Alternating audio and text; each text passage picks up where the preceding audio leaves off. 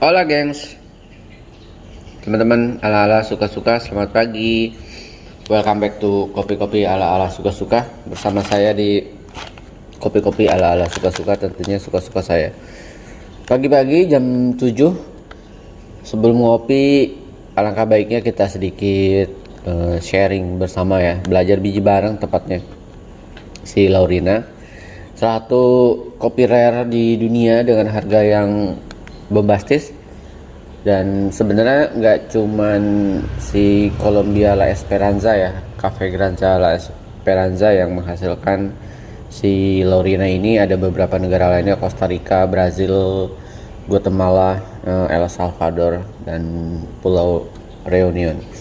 Sebelum kita memburu menggunakan mokapot, gila sih, kayaknya saya termasuk jarang ngebrewin kompetisi pakai mokapot, walaupun beberapa kali menggunakan mokapot, cuman nggak saya videokan.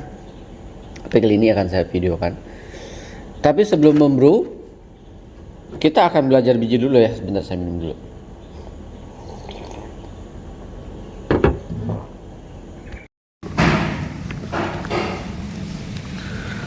Oke gengs, kita lanjutkan ke belajar biji bersama si Laurina, the most expensive rare coffee in the world. Ini adalah foto yang saya ambil ketika pertama kali ngebrew. Seksi, lonjong-lonjong, lebih mengkerucut, lebih tajam ya dibanding Gesa, lebih mirip ke Excelsa sih sebenarnya. Lanjutkan. Kita mulai dari discover, karena semua berawal dari discover ya. Laurina ini salah satu roastery instinct yang menjualnya, yang saya brew. Next, jadi kalau bisa dibilang berangkatnya Laurina itu dari Pulau Reunion, di dekat Mauritius, di dekat Madagaskar, di sekitaran Zimbabwe, Tanzania, dan Kenya dan sekitarnya. Kenapa dia ada di Pulau Reunion? Ini story-nya. Jadi abad ke-18, abad ke-18 tuh range-nya 1701 sampai 1800 ya perjalanannya. Pulau Reunion ini menjadi salah satu penyuplai kopi utama di Eropa, ke Eropa tepatnya. Nama kopinya pada zaman itu adalah Bourbon Point 2. Ini terdeteksi dari dokumen pengapalan tahun 1711. Jadi ada dokumennya lah. Karena pastinya setiap pengapalan pasti ada dokumennya. Harusnya di Indonesia pun ada pengapalan, ada dokumen pengapalan, apalagi VOC pasti si dokumennya pasti rapi ya. Slide berikutnya bicara tentang pohon terlarang, 25 September 1715, Imam Al-Mahdi Muhammad memberikan berkat ke 60 pohon dari kebunnya untuk dibawa ke Pulau Reunion. Pada era itu terjadi hubungan diplomatik yang baik antara Yaman dan Prancis. Dan mungkin sebenarnya pada zaman itu memang hubungan diplomatik cukup bagus ya antara negara-negara lainnya, karena punya kepentingan lugu yang sama, yaitu menjalankan perekonomian gitu. Walaupun sebenarnya pada kenyataannya negara-negara Eropa, khususnya Prancis, Inggris dan lain-lainnya, justru memang mencari koloni-koloni untuk dikuasai, untuk dikuasai sih tepatnya. Jadi karena hubungan diplomatis itu, Imam Al-Mahdi, seorang petani di Yaman, akhirnya memutuskan untuk memberikan 60 pohon dari kebunnya untuk dibawa ke Pulau Reunion. Tapi sayangnya dalam perjalanan hanya 20 pohon yang hidup, tapi 20 pohon ini tetap dikembangkan di Pulau Reunion. Sebagai info, kenapa sangat susah banget mungkin mencari atau mengambil bibit dari Yaman, karena negara Yaman pada zaman itu menerapkan bahwa biji yang unggul itu dilarang keluar dari Yaman, karena Yaman pada eranya bisa jadi waktu itu pusat perdagangan, bisa dibilang pusat perdagangan kopi, dan mungkin monopoli kopi terjadi di Yaman. Jadi bagaimana caranya supaya dengan monopoli ini Yaman tetap menjadi pusat perdagangan kopi di seluruh dunia, lalu lintas kopi di seluruh dunia. Jangan sampai berpindah ke negara lain gitu. Makanya dia ada kebijakan untuk dilarang lah pohonnya yang dia tanam. Lalu karena 20 pohon ini tapi tetap ditanam di mana, di Bourbon Island atau di Pulau Reunion, secara perlahan kopi ditanam di negara manapun, walaupun nggak terjadi dalam waktu setahun ya teman-teman, terjadinya dalam kurun waktu pasti berpuluh-puluh tahun, pasti akan mengalami yang namanya mutasi genetik secara natural, ataupun kalau pada zaman itu teknologi manusia udah canggih, mungkin akan terjadi genetik secara buatan manusia. Tapi kita di sini ranahnya bicara genetik secara alami, menyesuaikan dengan iklim, suhu, cuaca, unsur tanah, konstruksi tanah, dan ketinggian tanah yang ada di negara tersebut. Jadi dia bermutasi di daerah Island Bourbon. Begitupun kan sebenarnya di Yaman pun dia bermutasi. Nggak cuma di Yaman, bahkan di Indonesia tepatnya juga bermutasi. Bahkan ketika kopi yang dibawa dari Indonesia ke seluruh dunia oleh VOC juga bermutasi, termasuk kopi yang ada di Panama yang dibawa dari Ethiopia juga bermutasi. Lalu kenapa namanya Bourbon? Kenapa namanya Bourbon Pointu gitu ya? Kita akan bahas sekilas. Kita akan pecahkan dulu kenapa namanya Pointu. Pointu dalam bahasa Prancis, dalam bahasa Inggris artinya pointed, karena memang tanaman ini kayak menunjuk ke satu arah, seperti pohon pinus, pohon cemara, termasuk buah dan daun di dalamnya juga menunjuk ke satu arah.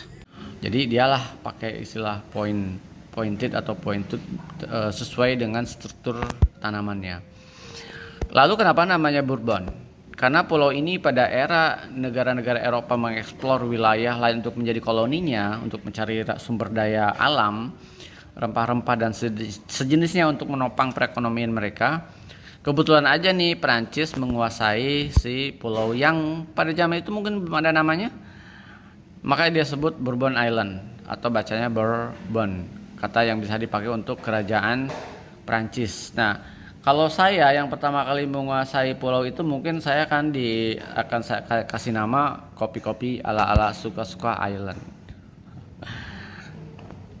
Asal mula istilah Bourbon kemudian menyebar ke seluruh dunia. Jadi Bourbon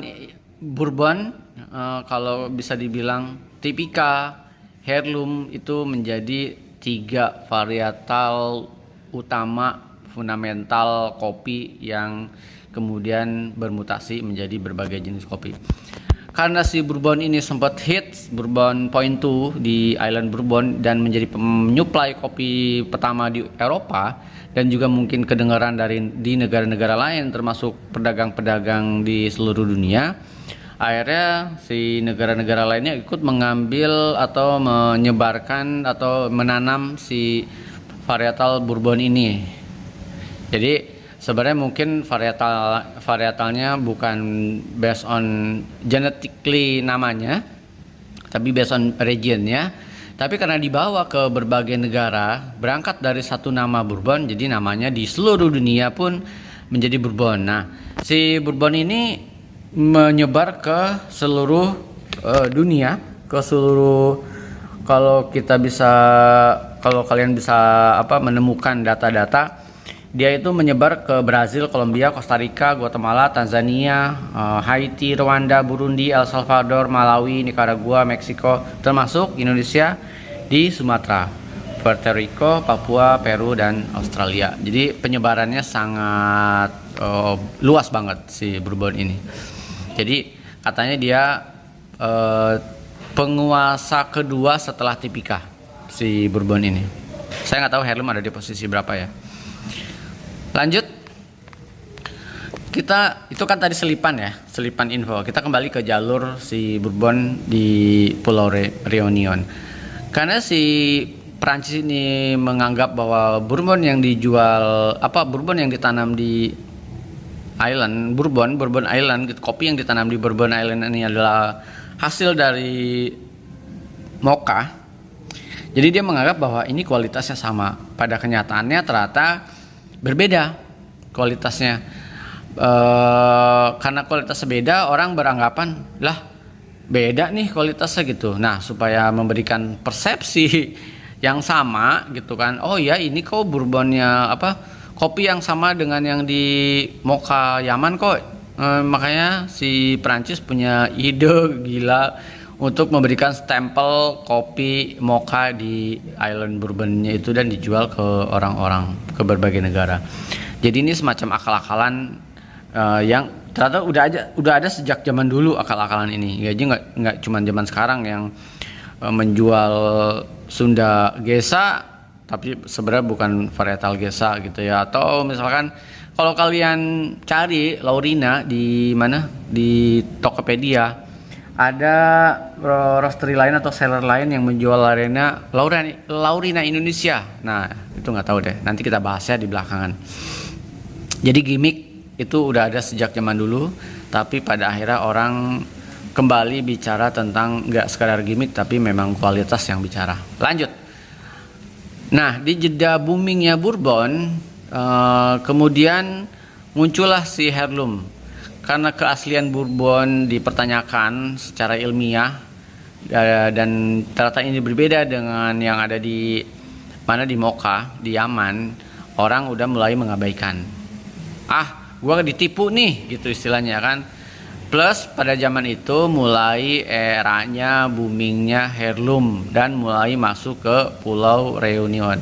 Hal yang lumrah, sebuah tren tanaman kopi dari misalkan awalnya trennya Bourbon, kemudian berganti menjadi heirloom, kemudian nanti berganti lagi menjadi varietal Pakas atau Pacamara, itu hal yang lumrah. Petani pasti akan mencari tren-tren baru yang tentunya urusannya dengan uang. Semakin bisa menghasilkan uang, semakin update sama kopi, semakin baik. Jadi kalau misalkan kopi Bourbon Point itu udah nggak menguntungkan, kenapa kita masih bisa kenapa kita harus mempertahankannya? Jadilah heirloom menguasai, menjajah Reunion. Plus pada zaman itu heirloom mulai juga mengalahkan keseksian tipika yang sempat booming, yang dibawa dari Indonesia ke berbagai negara oleh si Belanda untuk ditanam di koloni-koloninya. Dan kayak ya udah bosen nih sama tipika gitu ya, saatnya kita create tren baru nih, ada heirloom yang lebih enak dan lain-lainnya. Pastinya kan kopi yang ditanam itu banyak faktor ya untuk digantikan. Misalkan tipika ya gitu-gitu aja nih, heirloom beda nih, bisa memberikan rasa yang lebih gila, panennya lebih menguntungkan, umurnya lebih pendek, panennya setahun berapa kali, dan per pohon bisa panen berapa dan lain-lainnya. Nilai jual juga lebih untung, makanya mungkin si heirloom menguasai berbagai perkebunan pada zaman itu. Kita ke timeline 1880. Itu lagi manis-manisnya kopi di Bourbon Island. Bencana iklim menjadikan gagal panen kopi di pulau ini, plus penyakit mulai melanda tanaman kopi, sehingga orang pun mulai meninggalkan kopi katanya ya, karena bisnis gula lebih seksi dan lebih menguntungkan. Jadi orang kayak adalah kita lupakan bisnis kopi, kita kembali ke bisnis yang lain. Sama halnya dengan kayak di kampung halaman saya di Gunung Malang, nenek saya punya kebun kopi, punya kebun cengkeh, punya kebun teh. Kebun kopi pada zaman itu untungnya nggak seberapa dan lebih sering buat konsumsi sendiri. Kebun cengkeh panennya juga lama banget, dan once dia panen ribetnya setengah mampus karena mesti manjat-manjat pohon. Waktu itu untungnya juga nggak gitu besar. Lalu teh juga lebih banyak untuk konsumsi sendiri, dijual juga nggak gitu mahal. Pada akhirnya kebun kopi, cengkeh, teh dibongkar dan dijadiin tanaman palawija yang bisa 3 bulan panen. Pemeliharaannya nggak ribet gitu. Jadinya pada zaman itu mungkin kopi pun hal di daerah tersebut sama. Lanjut. Ini salah nih, Napoleon ya. Napoleon III. Tapi ternyata pada era kepemimpinan Napoleon III, nggak semuanya kopi yang kena iklim itu, kena bahaya bencana iklim itu nggak punah semuanya. Ada ternyata beberapa yang hidup, dan pada zaman itu sama Napoleon dan kepemimpinan di bawah-bawahnya, si Bourbon Point itu kembali dibangkitkan. Lalu kita ke timeline 1770, Bourbon kemudian punya nama lain karena mulai bangkit lagi, punya nama lain Rajanya Kopi atau Café du Roi. Lalu diubah lagi setelah Revolusi Prancis menjadi Café Leroy. 1800 puncak panennya terjadi di tahun itu dengan menghasilkan 4.000 ton kopi. Sadis ya. Jadi cukup berhasil si Napoleon III ini membangkitkan kembali kopi menjadi seksi di Bourbon Island. Lalu 1911 si Paul Jabin, spesialis kopi, menanam kopi di Caledonia dan kemudian dijual di Paris. Si Paul Jabin ini mengubah lagi namanya menjadi Leroy Coffee. Lalu 1942 Bourbon Point itu terakhir diekspor dari Pulau Reunion cuman sekitar 200 kg. Jadi trennya udah naik, drop, naik lagi, drop lagi. Dan ini yang terakhir 1942 cuman 200 kg. Itu katanya panen terakhir, ekspor terakhir dari Bourbon Island si Bourbon Point itu. 1950 Bourbon Point itu benar-benar gagal panen, penyakit daun, dan ya udah. Ini kita udah nggak bisa mempertahankan kopi ini lagi nih. Udah selesai masa kejayaannya. Jadi ya udah. Kalaupun mungkin ada yang hidup hanya menjadi pajangan kebun, ataupun ya udah sekalian aja mungkin daripada mengganggu tanaman sama petani di Bourbon Island dibabat habis dan dianggap musnah atau punah dari muka bumi Bourbon Island. Itu 1950. Jadi goodbye Bourbon Island. Selamat jalan. Rest in peace. Tapi jangan khawatir, karena selalu ada orang yang menggali info dari sesuatu yang udah punah. Sama halnya dengan dinosaurus yang udah punah atau manusia purba yang udah punah. Kini orang ilmuwan, orang-orang yang penasaran mencoba menggali lagi masa lalunya seperti apa dan mencari informasi. Jadi kita kembali ke ranah rediscover. Jadi discover udah punah, ada rediscover. Ini berawal di tahun 1970. Yoshiaki Kawashima, bocah Jepang waktu umur 18 tahun, seorang anak dari pebisnis kopi, roastery di Jepang. Dia pertama kalinya mungkin di kupingnya selama ini dia mendengar varietal yang udah umum, Tipika, Mocha, dan lain-lainnya mungkin ya.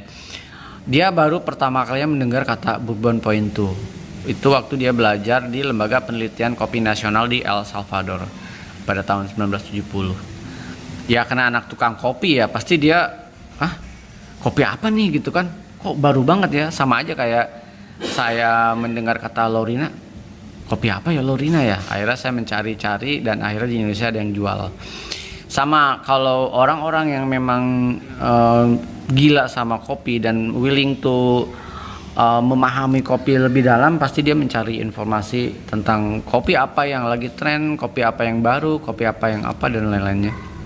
Nah, si Sima ini, anggap aja Sima lah ya. Si Sima ini penasaran dengan kopi yang baru dia pertama kali dia dengar. Akhirnya dia memutuskan untuk join company besar di Jepang, Ueshiba. Dan dia ikut menjelajah atau ikut dari kebun kopi ke kebun kopi lainnya untuk menanam kopi, memahami kopi di Jamaika, Hawaii, dan Indonesia. Jamaika dan Hawaii itu bisa dibilang salah satu produser kopi untuk dunia the best ya. Itu 1981. Lalu 1999 akhirnya dia memutuskan, si Sima ini memutuskan untuk pergi ke Pulau Reunion karena menurut info kopi ini memang berawal atau rootnya ada di Bourbon Island atau Pulau Reunion. Ketika dia sampai ke sana, sayangnya orang-orang sana bilang, sorry bro, udah punah bro, lu nyari apa di sini gitu kan, kata orang-orang setempat. Dan mungkin di orang-orang setempat itu generasinya udah beda. generasi jauh sebelum mereka udah pada meninggal, udah meninggalkan juga kopi Bourbon Point itu, dan mungkin anak-anak di era 1999, kopi apaan tuh gitu ya. Tapi seperti nenek saya bilang, selalu ada harapan, selalu ada harapan di balik keputusasaan, selalu ada titik terang di lorong yang sangat gelap kalau kita mau berusaha untuk mencarinya, mencari jalannya. Jadi setelah dia putus asa, akhirnya ada orang yang bilang, ada tuh kalau lu nyari kopi, ada orang di supermarket jualan kopi tapi nggak tahu kopi apaan. Nah akhirnya dia sambil berlalu, sambil berjalan, ngobrol sama orang-orang, menelusuri siapa yang masih nanam, siapa yang punya pohonnya, ada di mana pohonnya, ngobrol sana sini. Setidaknya ketika dia ada di Bourbon Island itu ada yang jualan kopi, setidaknya ada setitik harapan lah ya, bahwa ternyata ada kopi di Bourbon Island. 2 tahun berikutnya, setelah dia muter-muter pulau Reunion untuk mencari di mana ada kopi yang benar-benar rootnya dari Bourbon Point itu, akhirnya dia seorang dokter sih tepatnya yang menemukan 30 Bourbon Point itu di hutan liar. Dari situ dia meneliti selama 8 tahun, bukan waktu yang singkat, seumuran Ting. Si Sima ini belajar tentang si Bourbon Island, belajar tentang Bourbon Point itu, dan didapatlah 27 spesies atau 27 keturunan terbaik si Bourbon Point itu. Keturunan terbaik ini diperbanyak, ditanam, dan 2006 panen pertama menghasilkan 2 ton Bourbon Point itu, semuanya dijual di Jepang. 2007 Asosiasi Kopi Specialty di Jepang ngasih award ke Bourbon Point itu yang dibawa Sima sebagai kopi langka terbaik tanpa cacat. Sadis, gila ya. 2007 itu kalau di dunia luar itu udah booming dengan kopi. Mungkin sedikit kilas balik ya. 2007 itu saya masih baca-baca top 10 kopi terbaik di dunia. Si Laurina ini belum masuk. Yang masuk dari Jamaican Blue Mountain, lalu Kona, lalu Hawaiian, banyak lah. Atlanta atau something, saya lupa. Pokoknya top 10 pada zaman 2007. Salah satunya kopi luwak. Kopi gajah belum ada pada zaman itu. Oke, lanjut ya. Nah, karena pada zaman itu udah mulai booming si kopi Laurina, banyak negara pada akhirnya untuk ikut menanam, dan negara-negara tersebut Costa Rica, Brazil, Kolombia. Tapi gini, jauh sebelum booming sekarang, jadi Bourbon Point itu sebenarnya udah menyebar di era dimana Bourbon Point nya sendiri udah menyebar di seluruh negara, di banyak negara dengan nama Bourbon, dan di negara tersebut mengalami mutasi sesuai dengan suhu iklim dan lain-lainnya. Jadi jauh sebelum Laurina ini, si Bourbon Point ini menjadi Laurina, dia udah menyebar duluan. Tapi mungkin di wilayah tersebut juga udah mengalami perubahan bentuk juga, udah mengalami mutasi genetik juga secara natural ataupun secara nggak natural. Dan Laurina yang memang diteliti sama si Sima itu mungkin juga yang terbaru ini ikut juga ditanam di negara-negara kayak Brazil, Kolombia, dan salah satunya adalah Cafe Granza La Esperanza, salah satu farmer atau produser di Kolombia yang memang fokus ke create atau menciptakan bin-bin unik, etnik, eksentrik, menarik dengan harga ciamik. Salah satunya ada Mocha, Sudan Rume, Gesa Las Margaritas, dan Laurina yang terakhir ini saya konsumsi. Dan ya benar, kini Laurina menjadi bin kompetisi dengan harga yang rare banget, harga juga harga rare, rasanya juga sangat rare. Kesimpulannya, kita ngambil kesimpulan ya teman-teman, walaupun ini mungkin Ini bisa jadi asumsi saya based on bacaan jurnal-jurnal dan lain-lainnya. Kalau jadi kita nanti akan ada di kolom komen kalau kalian mau diskusi. Kesimpulannya, Laurina ini mutasi dari heirloom atau tipika. Karena si Bourbon Island itu pernah dijajah si Bourbon dari Mocha dan heirloom dari Ethiopia. Tapi teman-teman, di tengah-tengah itu ketika boomingnya tipika Indonesia yang dibawa oleh VOC ke negara koloninya dan dikenalkan ke teman-teman koloninya termasuk si Prancis, Inggris dan mungkin negara-negara lainnya. Jadi kemungkinannya ada 3 kemungkinan si Laurina ini kalau buat saya. Bisa jadi dia mutasi heirloom, bisa jadi dia mutasi tipika, bisa jadi dia mutasi Bourbon. Tapi kita akan jawab di slide berikutnya. Pada tahun 1951, secara teori, bentuk daun, bentuk pohon, bentuk buah, dan tampilan secara keseluruhannya diperkuat oleh riset genetik. Ternyata Bourbon Point itu merupakan mutasi dari tipika. Kita bahas dulu ini ya, nanti kita akan bahas di berikutnya. Lalu di era modern 2009, karena kopi ini udah mulai naik daun, orang butuh riset ilmiah. Ini kopi dari mana rootnya gitu ya. Dari melakukan riset ilmiah, dilakukan kembali riset ulang, juga melihat sejarahnya di Pulau Bourbon kopi itu seperti apa, dan ketok palu disepakati bersama bahwa Bourbon Point 2 dan tipika ini punya genetik yang sama. Sebelum saya ke slide berikutnya, di sini kita diskusi ya. Jadi kalau kita melihat kopi itu adalah lingkaran setan. Jadi kalau katanya ya, kopi di dunia, varietal utama di dunia yang sebagai induknya lah istilahnya, itu ada heirloom, ada tipika, ada Bourbon. Ini saya bahas sedikit ya. Jadi tipika dibawa oleh pedagang ke Yaman, ke Mocha, ditanam di Mocha. Dari Mocha ditanam, karena dia mulai naik daun di Mocha, orang-orang tertarik. Di Mocha, yang Yaman sendiri udah menyebut kopi itu adalah kopi Mocha, bukan tipika, karena disesuaikan dengan tren nama pada zaman itu, yaitu di pelabuhan Mocha. Si Mocha ini dibawa ke Bourbon Island, namanya menjadi Bourbon, bukan Mocha Bourbon. Lucu ini, bukan Mocha Bourbon.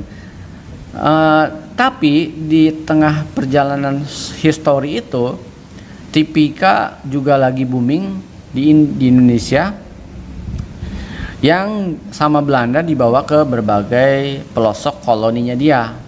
Tipika juga booming pada zaman itu, dibawa ke Hawaii, dibawa ke Brazil, dibawa ke Jamaikan. Jadi Jamaican Blue Mountain itu varietal tipika yang dibawa dari Indonesia. Tapi Jamaican Blue Mountain varietal tipika harganya jauh lebih mahal dan katanya rasanya jauh lebih enak dari yang ada di Indonesia. Katanya, ya, ini diskusi ya. Saya kayaknya Jamaican Blue Mountain pernah nyobain di Excelsa awal-awal 2005-an kali ya. Lalu Jamaican Blue Mountain saya cobain di Workas. Itu era-era saya masih mengeksplor kopi specialty yang murah tapi nggak tertres, tapi hanya klaim aja gitu ya, biasa Jamaican Blue Mountain dan lain-lainnya. Jadi kalau bisa dirunutkan ya, si Ethiopia ngirim ke mana Yaman ngirim ke Bourbon Island. Bourbon Island mengubah nama Mocha menjadi Bourbon Point 2 karena mengalami mutasi genetik. Lalu Indonesia dengan Belanda ngasih kopi ke Prancis tipika varietalnya, Dan Tipika kalau kalian baca salah satu kopi varietalnya yang booming dan hampir ada di seluruh dunia, Tipika. Karena berkat si VOC pada zaman itu. Jadi kalau buat saya, kalau based on penelitiannya si riset ilmiah bahwa Bourbon Island atau Bourbon Point 2 itu adalah look like sama Tipika secara genetik, artinya apa? Artinya jangan-jangan kopi Bourbon Point 2 yang ada di Bourbon Island jangan-jangan itu berasal dari Indonesia yang dibawa oleh Belanda, dikasih ke Perancis. Perancis menanamnya kalau nggak salah di negaranya dia sendiri di Lyon, kalau nggak salah Lyon ya kalau. Lalu mungkin merasa sesuatu yang baik, lalu ditanam di Bourbon Island. Soalnya gini, kalau dia varietal Bourbon, kalau varietalnya dari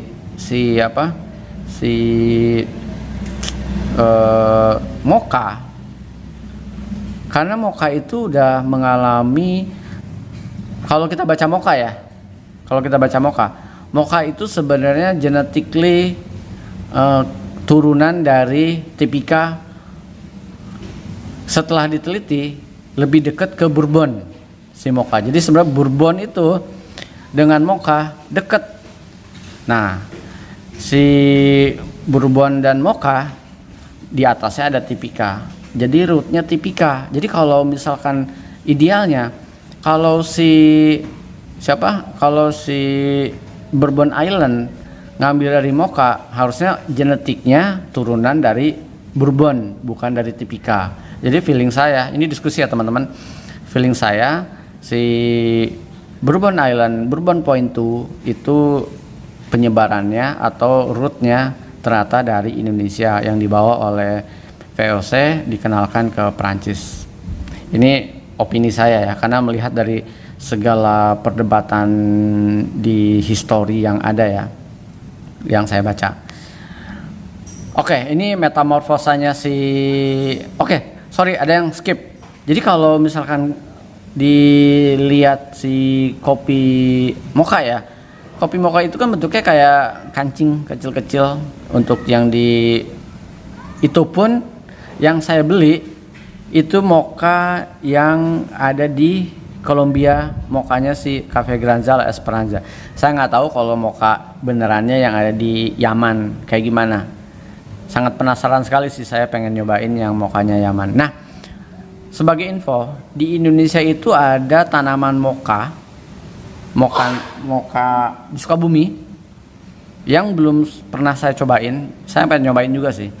Nah, bijinya itu beda dengan Mocha yang ada di Colombia. Jadi Mocha pun mengalami mutasi secara genetik sesuai dengan iklim dan lainnya di sebuah negara.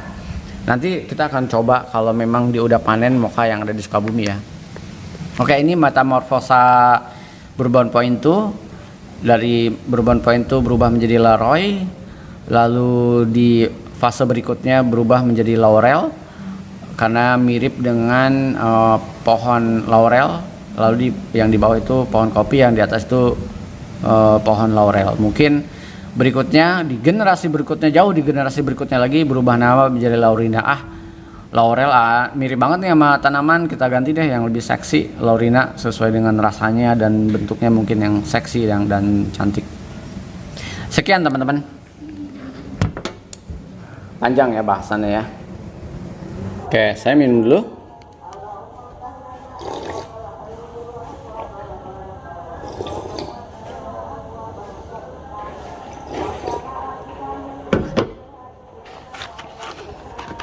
Karena ini videonya kepanjangan untuk membahas belajar biji, jadi sesi ngebrew menggunakan mocha pot akan saya lakukan di sesi berikutnya.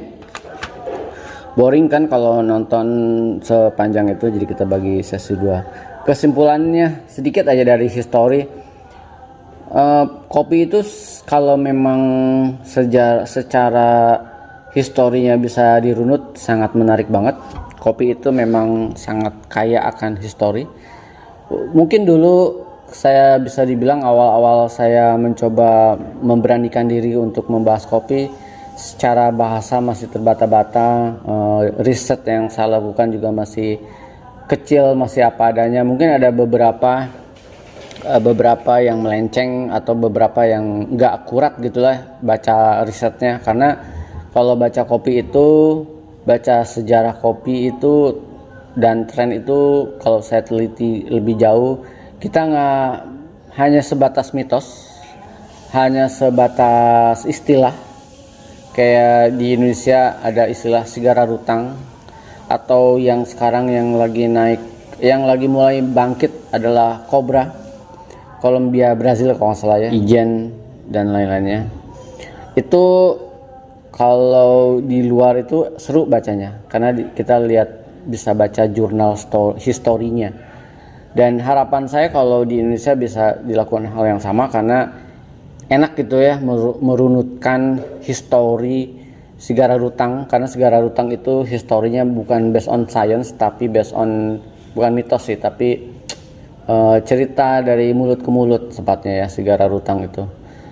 Kalau memang ada histori dalamnya akan lebih menarik dan mungkin saya seru bahasnya. Dan di Indonesia harusnya untuk kopi harusnya jauh lebih kaya secara historinya, tapi mungkin nggak semuanya bisa punya story yang atau histori yang dalam, karena ya saya nggak tahu problemnya kenapa. Mungkin nanti akan ada orang-orang yang sangat concern detail meneliti per region di Indonesia, karena Indonesia sangat kaya banget kopinya.